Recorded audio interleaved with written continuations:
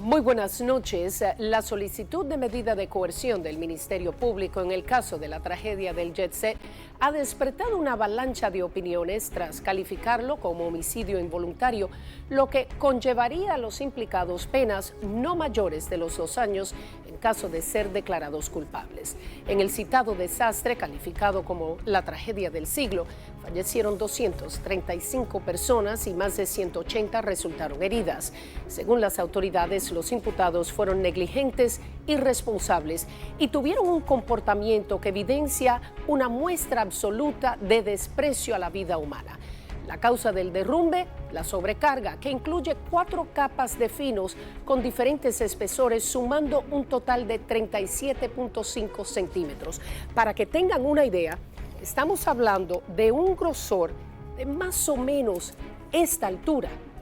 Contra los hermanos Espaillat, el Ministerio Público solicitó 18 meses de prisión preventiva para el señor Antonio y prisión domiciliaria para la señora Maribel. Además, que el caso se ha declarado complejo, dado que trataron, según las autoridades, de manipular e intimidar a empleados que podrían ser testigos claves del caso. A casa llena disfrutaban 379 personas con boletas compradas con antelación, sin contar los que pagaron en la entrada. Además, entre 47 y 57 invitados, más los empleados, dice la solicitud de medida de coerción. Gregory Adames, según las autoridades, el encargado de reservaciones y todas las actividades operativas del Jet Set, contabilizó aproximadamente 570 personas presentes la noche de la tragedia. Adames ahora se ha convertido en el testigo estrella del Ministerio Público. En el caso contra Antonio Espaillat, llevado este domingo con chaleco antibala, casco protector y rodeado de agentes con armas largas ante el Tribunal de Atención Permanente. Al igual que su hermana, Maribel Espaillat, quien caminaba lentamente tras ser ingresada en un centro médico desde la detención de ambos el jueves. Señalados con la calificación de homicidio involuntario por negligencia grave tras la omisión de medidas de seguridad a pesar de múltiples advertencias. Unos hechos que han generado un duelo colectivo en República Dominicana y que son la consecuencia del comportamiento de los imputados Antonio y Maribel Espaillat, que fueron negligentes, irresponsables y que tuvieron un comportamiento que es una muestra absoluta de desprecio a la vida humana. Eso está contenido en la solicitud de medida de coerción que ha presentado el Ministerio Público en este proceso y está soportado en más de 130 medios de prueba que dan fe de cada una de las afirmaciones que ha hecho el Ministerio Público. Entre esas pruebas están las aportadas por Gregory Adames. Era, vamos a decir, el alma del negocio, era quien hacía las reservaciones, era quien llamaba a los clientes habituales, era quien estaba allí desde tempranas horas de la mañana hasta que se terminaban las actividades de Jet Set. Luis Andrés Aybar es uno de los abogados de Adames y de otras 9 víctimas. Me dice, yo quiero demandar, yo sufrí daños, pero más allá de los daños físicos que yo sufrí, él tenía una carga emocional muy fuerte, porque me dijo que todos los que murieron ahí, en su gran mayoría, eran personas muy amigas de él, que él perdió amigos muy cercanos. Lo que no sabía en ese momento Aybar es que Adames no solo había advertido sobre el peligro, sino también lo había documentado, según la solicitud de medida de coerción. Él lo advertía, y el lunes lo advirtió con insistencia, a tal punto que llegó a conversar por WhatsApp con su dueño, con su jefe, con el dueño del negocio, con el señor Antonio Espaillat. El documento depositado por el Ministerio Público dice que en su WhatsApp, Adames tiene una conversación de la tarde del 7 de abril con Antonio Espaillat, donde le establece que los plafones que están cayendo es por pedazos del techo que se están cayendo y es peligroso. El diálogo quedó guardado en su celular a las 2:23 de la tarde.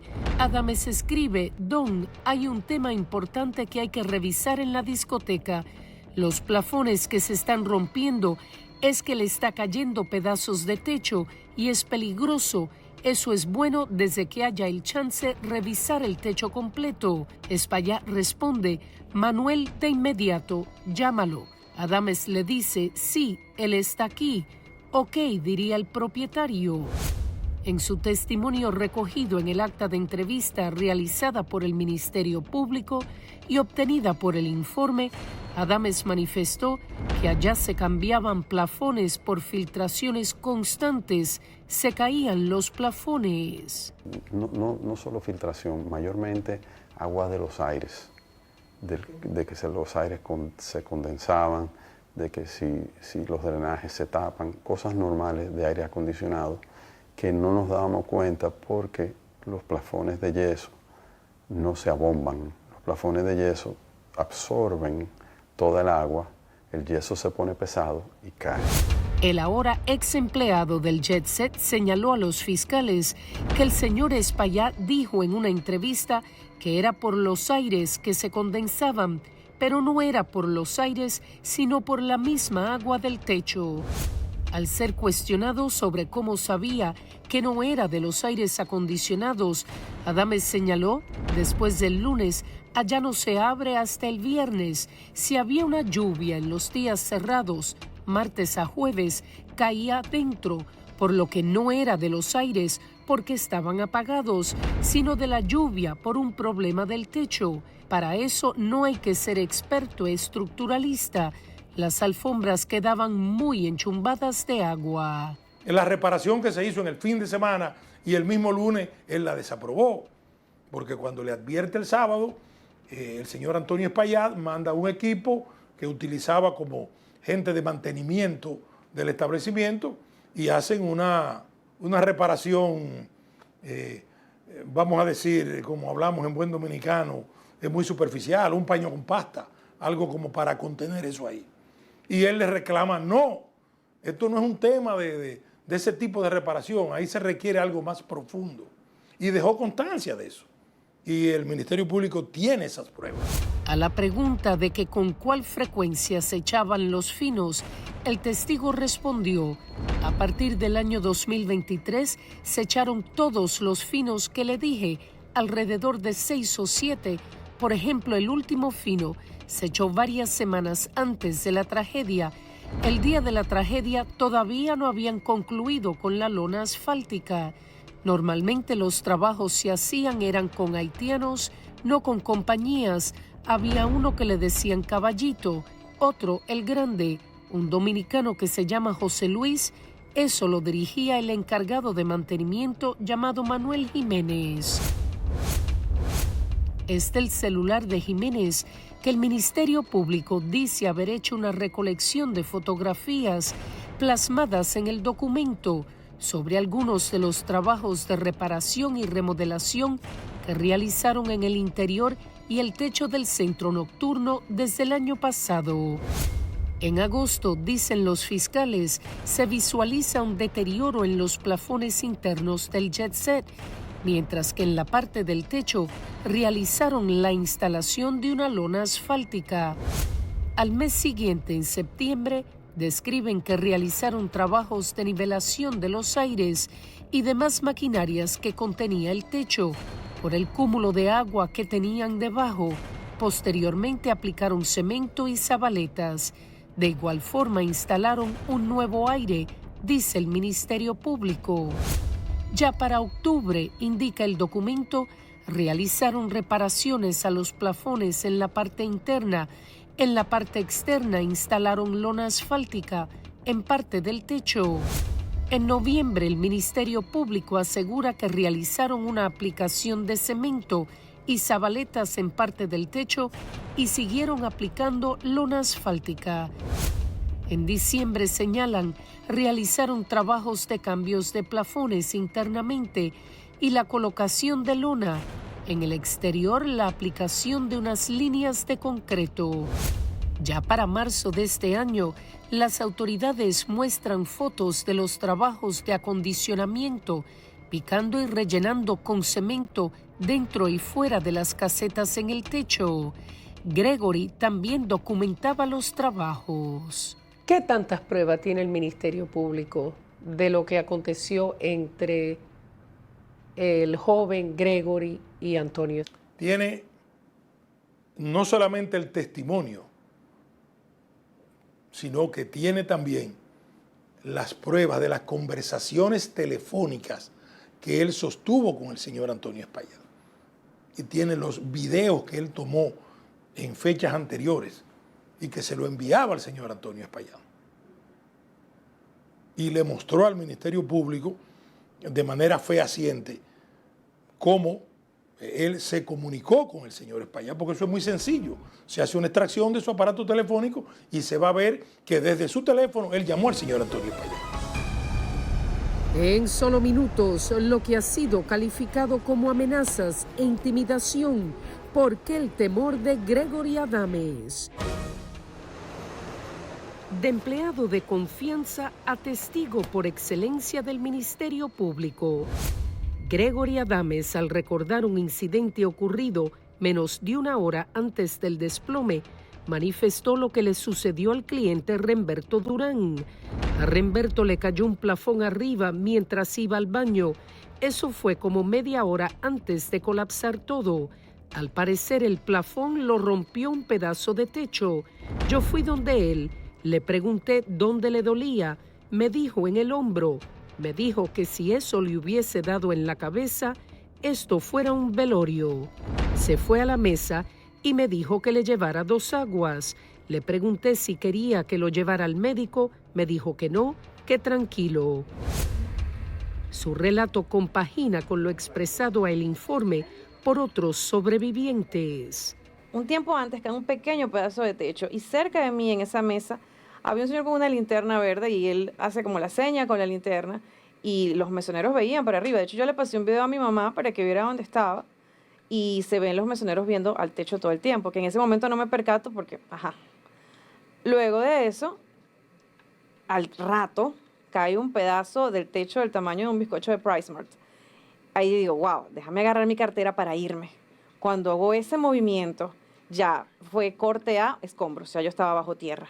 Al llegar a la discoteca, teniendo ya como menos de 20 minutos en la discoteca, cayó un fragmento.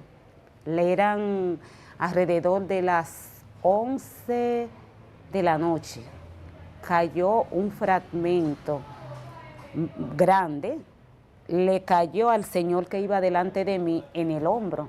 El señor le explica a un seguridad que le dio en el hombro y se ven los escombros cuando solamente buscaron una pala y una escoba y lo barrieron. Mira, se fue a bailar y le cayó con la persona que ella estaba bailando, se engamó mucha agua, le cubrió toda su boca. Y a otra persona le cayó como algo, un yeso, algo ahí, molesto, tú sabes. El primero en hablar de los problemas del techo fue el merenguero Sergio Vargas, narrando lo que vivió a principios de diciembre. Cuando voy saliendo ya al final, veo que los encargados de limpieza estaban barriendo partículas. Digo yo, ¿y qué es lo que ustedes barren?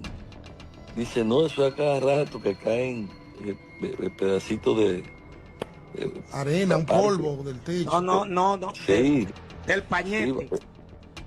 Sí.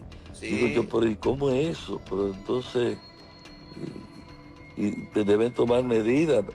Me dice, sí, tenemos problemas porque a la gente le han caído a un par de gente pedazos de parte del techo y tenemos problemas también con mucha gente que las partículas le han caído en los aguas y se le dañan. O sea que no hubo prevención. Al ser cuestionado sobre lo que hizo inmediatamente después del incidente con el cliente Remberto Durán, el testigo narró, fui donde Maribel Espaillat por la parte del bar 3. Creo que hablaba con Manuel Jiménez por teléfono. Le dije que ese otro pedazo iba a caer porque era lo mismo que yo le estaba diciendo desde la tarde, que debíamos suspender esa fiesta, y ella me dijo que no se podía suspender. Yo solo dije que Dios nos proteja. No podía hacer nada, él era un empleado. Él se preocupó, insistió, pero no podía hacer nada. El Ministerio Público dice que el señor Espaillat tuvo conocimiento y probablemente tiempo de poder que se suspendiera la fiesta con los análisis y las advertencias que se hicieron. Eso se va a discutir en el fondo, todavía no hemos recibido esos documentos, vamos a revisarlo.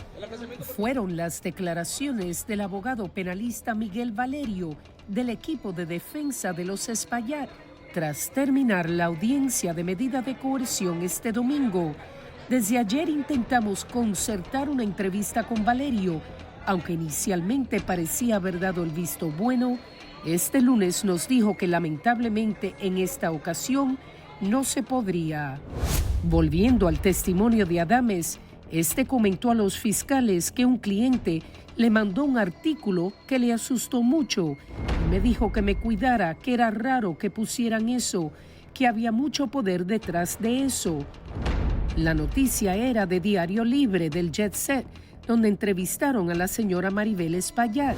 La crónica, publicada el 14 de abril, 6 días después de la tragedia, señala que Espaillat rememora con especial cariño a Gregory, uno de los miembros del equipo con quien había compartido una conversación apenas días antes de los hechos, y atribuye a la administradora del centro nocturno haber dicho que el sábado yo estaba sentada con él y le decía a Gregory: ¿qué equipo tan bueno tenemos? Estos muchachos son un regalo.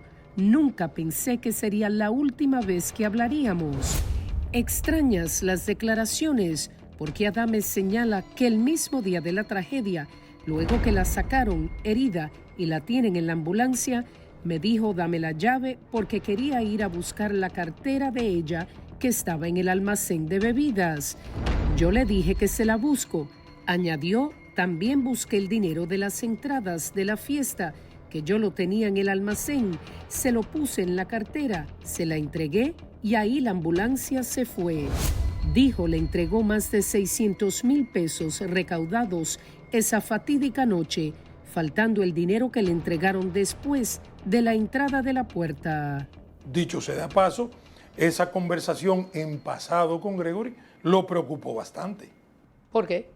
Bueno, imagínese que alguien se refiere a usted públicamente como que usted está muerto estando usted vivo. Eso llama la atención. Ahora, ¿por qué ella lo hizo? No le puedo decir. El acta de entrevista continúa diciendo que ese mismo lunes 14 de abril, antes de haber visto la noticia publicada, Antonio Espaillat le dijo vía telefónica que estuviera tranquilo, que si hablaba de mí era porque yo estaba vivo, que a mi familia no le iba a faltar nada, que todo lo que necesitemos ahí iba a estar. Añadió, casi al instante me llamó la señora Maribel. Me dijo que tenía que verme y hablar conmigo en persona, en tono misterioso.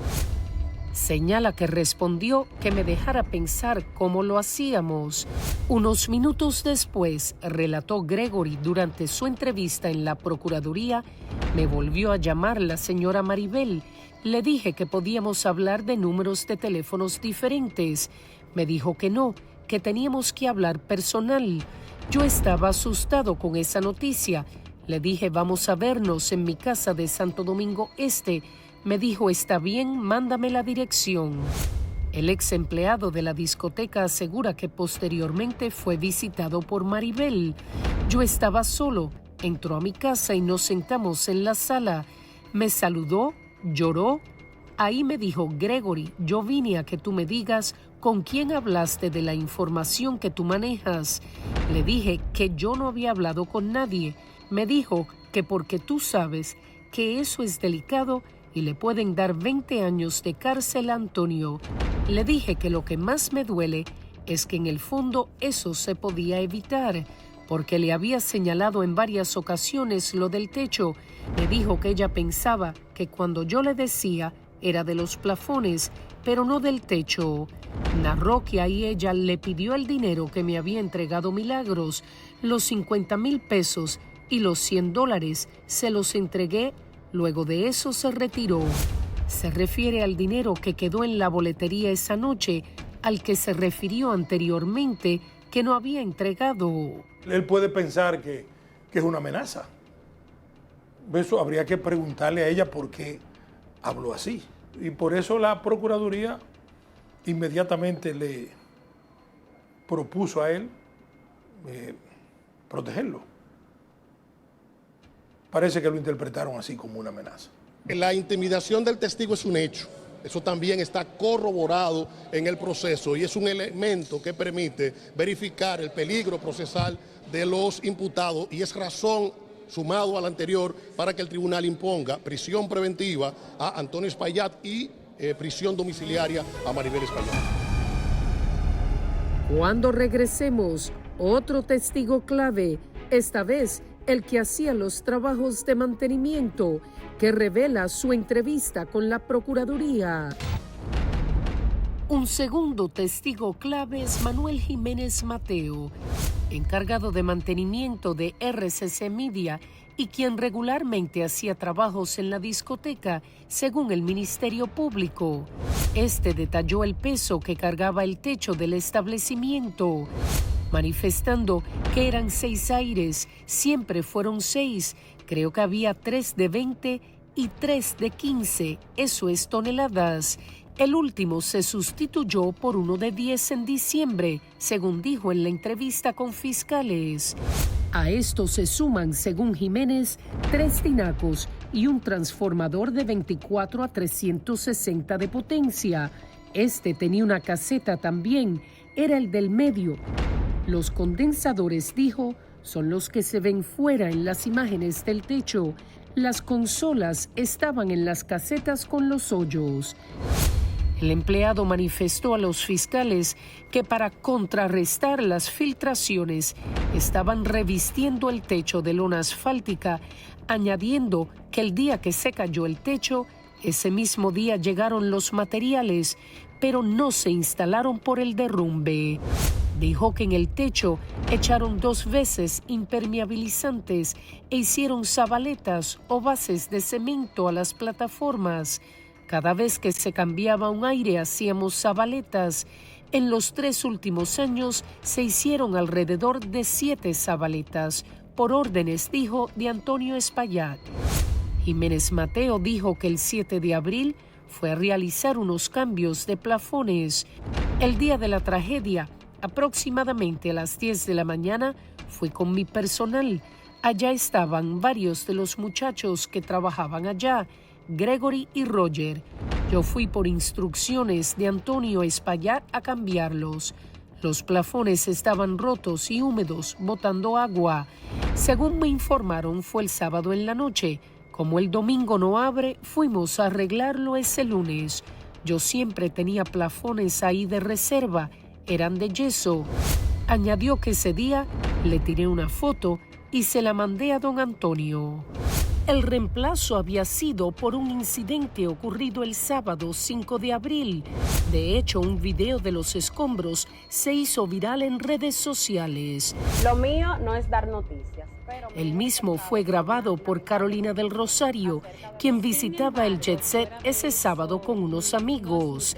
Habría narrado a los investigadores que luego de entrar al salón cayó cerca de ellos un fragmento del techo, que una chica que estaba sentada en un sillón cerca de ellos fue la única afectada. Hirió de manera muy diminuta a una chica que se encontraba ahí y mi amiga y yo también estábamos cerca. Luego los empleados limpiaron el área, dijo, y con una escalera subieron a verificar. Yo siento que esto se pudo haber evitado tomando las medidas correspondientes. Sobre las razones por las que había una lona puesta entre los plafones y el techo, dijo que era porque el ducto siempre queda húmedo y para que el agua no cayera y dañara el plafón, así se quedaba en la lona. Eso se hizo por instrucciones de don Antonio, que la pusiera para que el agua no le cayera encima a la gente. La lona a la que se refiere es la misma que se ve minutos antes de la tragedia. Tranquilo, tranquilo, tranquilo. Respira despacio. Oh my God. Y que fue captada por el celular de Patricia Ovalle, una de las integrantes del grupo de los Jaineros Dorados.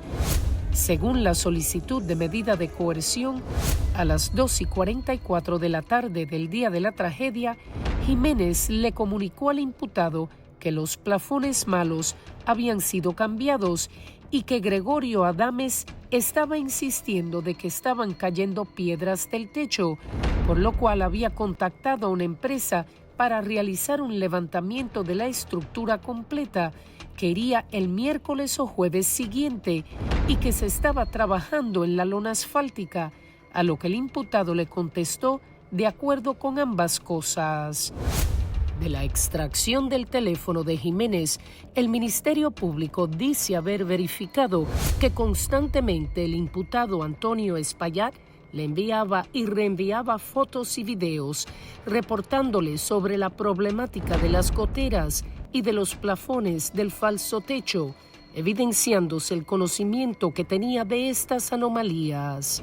En este contexto, dice el documento, antes del desplome del techo del jet set, este venía dando señales claras de un deterioro evidente, situación que fue reportada al imputado, las cuales mostraban que no eran cuestiones relacionadas únicamente al agua que caía, sino también de escombros del techo que afectaban directamente la integridad del falso techo, tal y como se ve en esta fotografía de un plafón afectado por impactos extraída del móvil de Jiménez.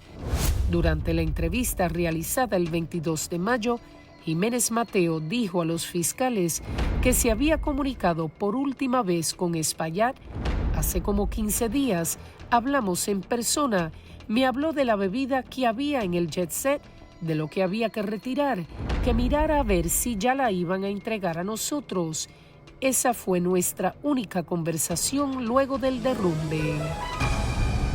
En breve, las causas del derrumbe enumeradas en el informe pericial. ¿En qué parte de la estructura fallaron las vigas que provocó que todo se viniera abajo? A 1994 se remonta el Ministerio Público, diciendo que el traslado del local del jet set implicó un cambio en la nivelación del suelo que buscaba adaptar el lugar a la nueva actividad económica, pero no se realizaron las variaciones fundamentales en la estructura, ya que un cine y una discoteca requieren de especificaciones estructurales distintas. Durante años, dicen las autoridades, se realizaron remodelaciones, adiciones y anexos sin estudios técnicos, planos ni permisos municipales. Hablan de una sobrecarga letal. Luego de lo revelado en el informe preliminar técnico pericial de 57 páginas, con decenas de fotografías de elementos claves en la escena, decenas de cálculos, planos y hasta maquetas en 3D. Aunque el informe se concentra y la conclusión del informe concentra todo en el tema de la sobrecarga, claro, los colapsos suelen ser multicausales. Eduardo Fernández Rodríguez es ingeniero estructuralista y ha trabajado en importantes edificaciones en el país. A días de la tragedia, dijo el informe que todo parecía indicar que se trataba de una sobrecarga. Ahora lo entrevistamos después de haber leído el informe pericial de los ingenieros que investigaron el caso. La sobrecarga estaba ahí previo por qué hace, qué detona que en ese momento entonces empiece la cadena de colapso. La solicitud de medida de coerción dice que el peritaje de los ingenieros arrojó que la causa principal del derrumbe del techo fue una falla inducida por sobrecarga. 4 capas de finos con diferentes espesores, sumando un total de 37.5 centímetros. Para que usted tenga una idea, esa computadora que usted tiene en la mano tiene más o menos ese tamaño, esa altura. ¿Cuánto es? Si usted mide, sí. Su computadora, así, más o menos. O sea, las reglas que usábamos en la escuela, Las grandes eran 30 centímetros, o sea que 37 centímetros, un poquito más de ahí, por poner contexto más o menos. Equipos de aires acondicionados, tinacos, luminarias, plafones y peso propio en las vigas postensadas localizadas en los ejes H y J, particularmente en las proximidades de la esquina sureste de la cubierta. Ahí es que están ubicados el tema de los tinacos. Incluso en el informe se ve el modelo tridimensional donde se ven que esas vigas en específico rompen. En esta zona se concentró mucha carga en un espacio muy pequeño. Entonces esto hizo que esas vigas empezaron a fallar. Los peritos estructurales dicen haber determinado la ausencia de una columna en el lado oeste de la estructura que fue demolida previamente. Para reforzar el tramo de viga perimetral donde se eliminó una columna y paredes de mampostería de cierre, se colocó un perfil metálico soldado a una placa de acero anclado con 4 pernos a un dado de apoyo de concreto colocado en la pared que buscaba pretender garantizar la estabilidad del tramo de viga afectado por la ausencia de la columna. Definitivamente, el tú quitar la columna pues no es solamente un tema específico de la zona donde tú quitas la columna, eso te varía el comportamiento del edificio completo. En la zona lateral este, donde estaba ubicado el bar, el documento dice se observa ausencia de muros de mampostería que confinaban las columnas y brindaban soporte a las vigas perimetrales. O sea, el sistema estructural utilizaba una combinación entre los muros de mampostería con columnas intermedias cada cierto tiempo. Entonces, si los muros eran parte del funcionamiento de la estructura, pues entonces eso hace, precisamente con el tema de la viga transversales, que si usted remueve una parte de esos muros, pues entonces esa viga puede que no esté en condición de resistir. Con las conclusiones presentadas por los peritos en su informe preliminar, el Ministerio Público dice se evidencia la imprudencia, torpeza, negligencia e inobservancia de parte de los imputados por ser quienes tenían la responsabilidad, autoridad y control operativo y de decisión para ordenar realizar todos los trabajos en el techo del centro de diversiones, así como también de comprar e instalar todos los componentes de aires acondicionados, tinacos y los elementos cuyo peso dieron lugar al colapso, cuestión que, dice el Ministerio Público, hicieron sin asistencia técnica necesaria para ampliar sus ganancias. En el mismo informe, ellos hacen una historia fotográfica desde el 2011, que es cuando se puede tener desde Google Earth, de cómo va aumentando el uso del techo a través del tiempo. Se ve que en el 2011 habían cerca de 7 equipos, luego suben a 9, luego suben a 12. En su momento máximo llegó a tener 17 entre equipos de refrigeración, tinacos y todo. O sea, se nota que no era un simple techo, donde como el de todos nuestros edificios, sino que ya era parte íntegra de la operación del establecimiento. El informe pericial también destaca que esta evolución progresiva, tanto en cantidad como en diversidad de componentes, ha generado un aumento en la sobrecarga funcional de la cubierta, asociada a la instalación continua de equipos y sistemas técnicos. Fíjense que ellos especifican textualmente que el patrón de carga corresponde a una falla inducida por sobrecarga, que es lo que habíamos observado con el tema de los tinacos, los temas de los equipos de aire, el tema de los finos excesivos que se le pusieron, más los demás pesos que también involucra, como las luminarias y todo lo demás, y los plafones. En las vigas postensadas, específicamente las localizadas en los ejes H y J, según el plano que ellos presentan, que son los del área sureste, que corresponden a la entrada de la discoteca. En 2014, un estudio técnico estructural quedó inconcluso, según lo habría revelado el ingeniero civil José Manuel Hernández. Solo se evaluó 3 columnas que estaban en la zona de la discoteca y 2 vigas que no pertenecían a la zona del techo porque no hubo seguimiento por parte de la empresa del jet set para que continuara. No le volvieron a contactar ni a coordinar para seguir con las visitas. Alega que solo completó el 10% del trabajo total. El Ministerio Público dice además de haberse terminado el trabajo comenzado por el ingeniero Hernández, se hubiese podido detectar la grave falla en la estructura. En el informe preliminar técnico pericial, además dan los resultados del análisis estructural, diciendo que las capacidades de las vigas postensadas resultó en una relación de utilización de un 127%. En diseño, la premisa principal que se tiene es que tu demanda, la carga que se le va a poner arriba a la estructura, que es lo que le llama la demanda, cuando tú la dividas entre la capacidad, que es la capacidad que tiene tu elemento de aguante, esa relación de demanda sobre capacidad esté por debajo del 100% o de la unidad de 1. El 100% implica que tú estás muy seguro de que tú sabes y calculaste muy a precisión cuál va a ser esa demanda y que no se va a poner ni un pelito por encima de lo que tú estás suponiendo, que obviamente eso es poco probable. Entonces, lo ideal sería mantenerse por debajo de ese 100% para siempre tener, ¿verdad?, la seguridad y el margen.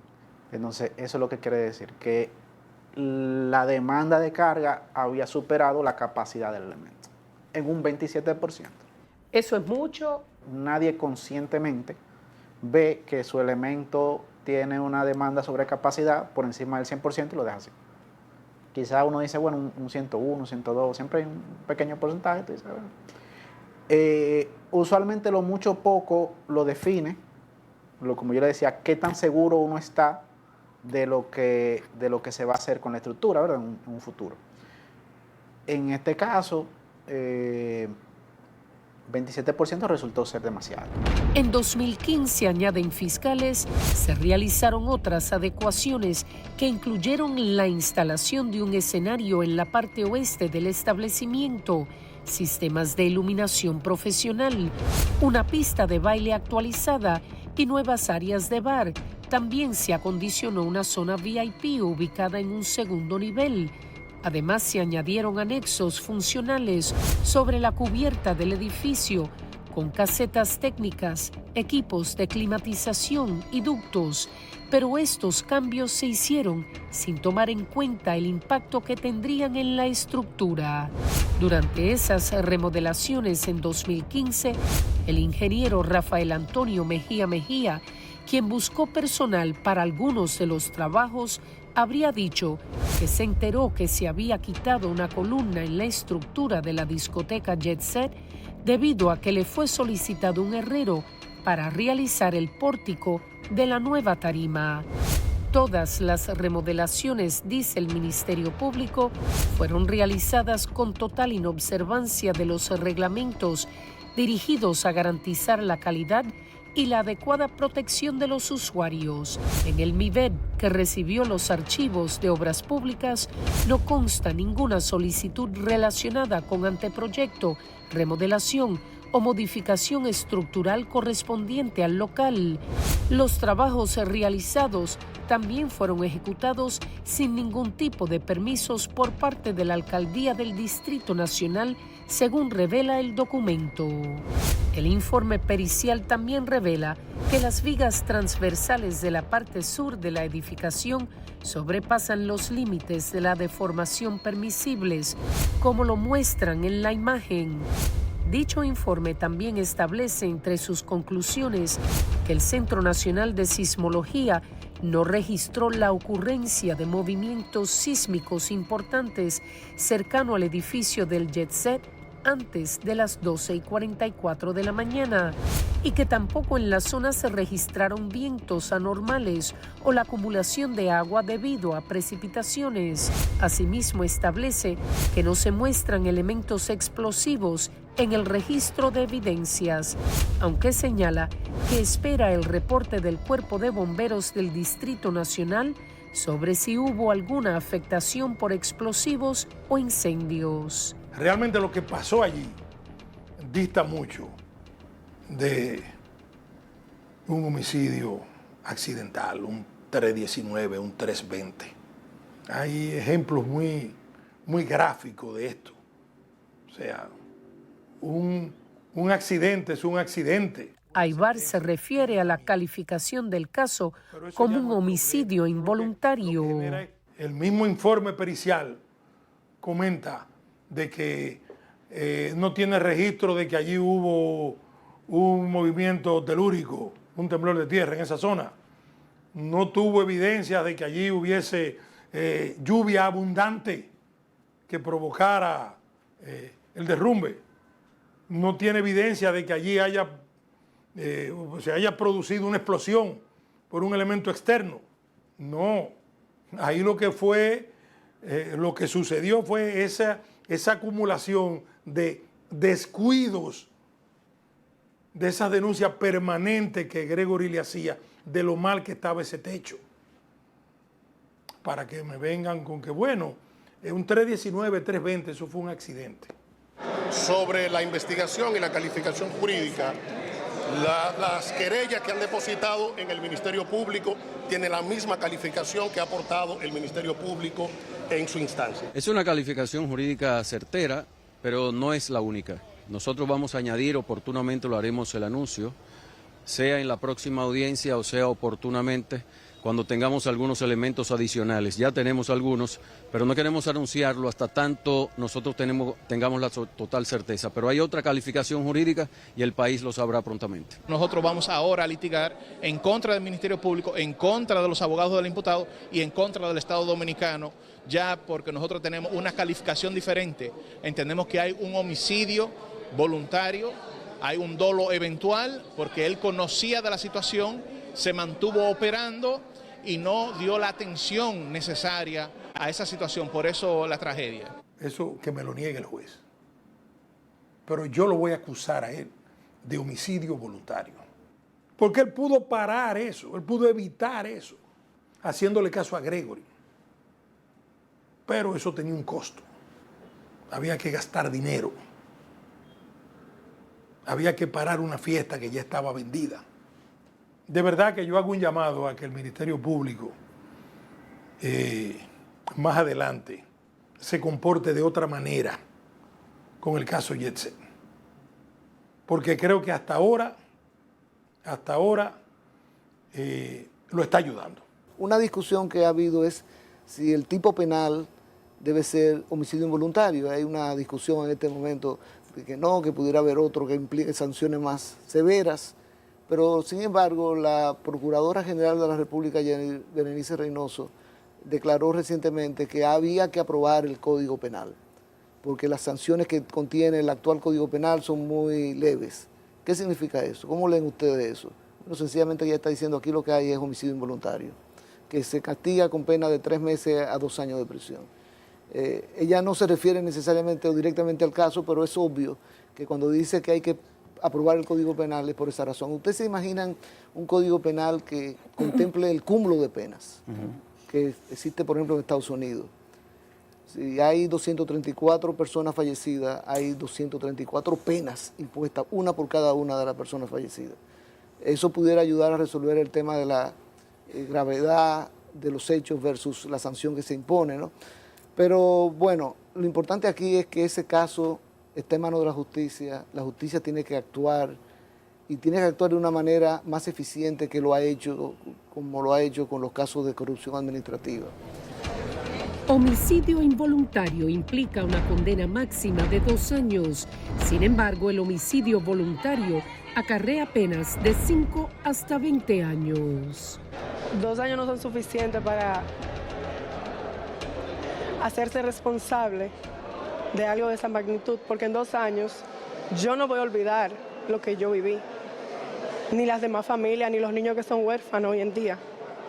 No es suficiente. Eso es como volver a revivir otra vez. O sea que es un tema que uno vamos a vivir toda la vida con ese tema de dolor. Eso no se va a borrar. Araceli Santana tiene una pierna y 6 costillas rotas. Acudió al Palacio de Justicia este domingo. ¿Pide usted justicia? Claro que sí, pero justa. Ni más ni menos. Los jueces entenderán eso, darle a cada quien lo que se merece, lo que corresponde, ni más ni menos, ser justo. La medida de coerción fue aplazada para este miércoles. Mientras tanto, el empresario guarda prisión en la cárcel del Palacio de Justicia. Queremos volver a reiterar que hicimos todos los esfuerzos posibles por entrevistar al abogado Miguel Valerio del equipo de defensa de los hermanos Espaillat, pero se excusó diciendo que lamentablemente en esta ocasión no podría dar declaraciones en estos momentos. Así nos despedimos en esta noche. Como siempre, gracias por acompañarnos. La cita en solo minutos, aquí en Noticias SIN, emisión estelar.